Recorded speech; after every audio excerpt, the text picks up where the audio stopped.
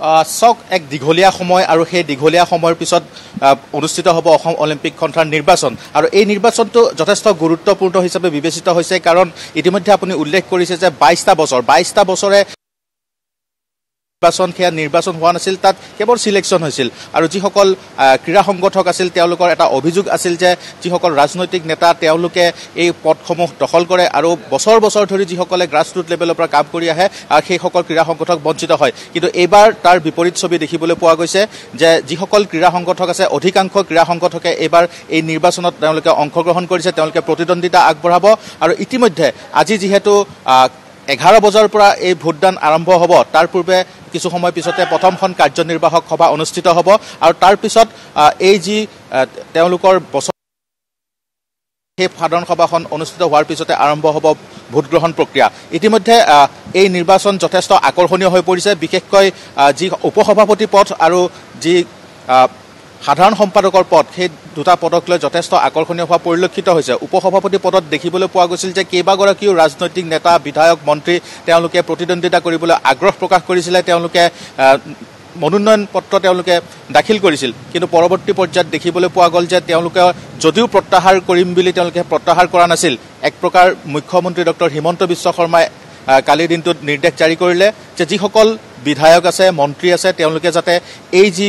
নিৰ্বাচনী প্ৰক্ৰিয়া এই নিৰ্বাচনী প্ৰক্ৰিয়াৰ পৰা যাতে তেওঁলোকে আঁতৰি আহে কাৰণ খেলৰ যি পৰিৱেশ সেই পৰিৱেশ সুস্থ কৰি ৰখাৰ বাবে ক্ৰীড়া সংগঠকসকলৰ দায়িত্ব অধিক আৰু তেওঁলোককে আগবাঢ়ি আহিবলৈ মুখ্যমন্ত্ৰীয়ে আহ্বান জনাইছে এই মুহূৰ্তত যদি মই কওঁ তেনেহ'লে আপুনি যদি চাই তেনেহ'লে মানৱ ডেকাৰ পৰা আৰম্ভ কৰি ৰূপজ্যোতি কুৰ্মী এনেধৰণৰ বহুত নেতাৰ নাম আছে যিসকলে তেওঁলোকে এই নিৰ্বাচনত প্ৰতিদ্বন্দ্বিতা আগবঢ়াইছিল কিন্তু তেওঁলোকক সকলো এতিয়া আঁতৰি আহিছে কাৰণ মুখ্যমন্ত্ৰীৰ নিৰ্দেশ যাতে খেলৰ এই যি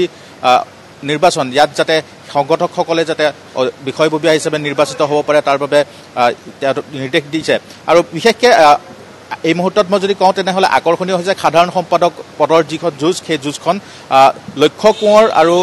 গীতাৰ্থ গোস্বামীৰ মাজতে এই যুঁজখন আবদ্ধ হৈ থকাৰ সম্ভাৱনা অধিক কিন্তু কোনো কাৰণতে নুই কৰিব নোৱাৰি তিনিগৰাকীকৈ ক্ৰীড়া সংগঠক হেমন্ত কলিতা তপন দাস আৰু ভাস্কৰ ৰঞ্জন দাসৰ কথাও কাৰণ তেওঁলোকৰো যথেষ্ট ভিত্তি আছে যিহেতু ক্ৰীড়া সংগঠক হিচাপে তেওঁলোকেও কাম কৰি আহিছে তেওঁলোকৰ প্ৰতিও ভোট তেওঁলোকৰ সমৰ্থনতো ভোট পৰিব কিন্তু কথাটো হ'ল যে আচলতে যে এই যি সাধাৰণ সম্পাদকৰ পদ এই পদটো কোনে আহৰণ কৰিব কাৰণ এটা গুৰুত্বপূৰ্ণ পদ 2026ত ইতিমধ্যে ৰাজ্য চৰকাৰে ঘোষণা কৰিছে যে ৰাষ্ট্ৰীয় যি ক্ৰীড়া সেই ৰাষ্ট্ৰীয় ক্ৰীড়া অসমত অনুষ্ঠিত কৰাৰ বাবে তেওঁলোকে প্ৰস্তুতি চলাব আৰু ইতিমধ্যে তেওঁলোকে প্ৰস্তাৱ গ্ৰহণ কৰিছে কেবিনেটত আৰু সেই যদি হয় তেনেহ'লে অসম অলিম্পিক সন্থাৰ এই যিখন কমিটি এই কমিটিখনৰ ওপৰত যথেষ্ট গুৰুত্ব আৰু গুৰু দায়িত্ব থাকিব কাৰণ ইতিমধ্যে মই উল্লেখ কৰিছোঁ যে বিনা প্ৰতিদ্বন্দ্বিতাৰে কেন্দ্ৰীয় মন্ত্ৰী সৰ্বানন্দ সোণোৱাল নিৰ্বাচিত হৈ আহিছে যদিও মূলতঃ অন্যতম এটা গুৰুত্বপূৰ্ণ পদ হ'ল যে সাধাৰণ সম্পাদকৰ পদ সেই পদটো আচলতে কোনে লাভ কৰিব লক্ষ্য কোঁৱৰ ইয়াৰ পূৰ্বেও তেওঁ সাধাৰণ সম্পাদক পদত কাৰ্যনিৰ্বাহক কৰিছে তেওঁ যথেষ্ট অভিজ্ঞতাপুষ্ট আৰু ঠিক একেদৰে এই মুহূৰ্তত যদি আমি চাওঁ তেনেহ'লে গীতাৰ্থ গোস্বামী তেওঁ আগবাঢ়ি আহিছে তেওঁ অসম এথলেটিক্স সন্থাৰ সাধাৰণ সম্পাদকৰ দায়িত্বত আছে এতিয়া মূলতঃ এই দুজনৰ মাজতে সাধাৰণ সম্পাদক পদৰ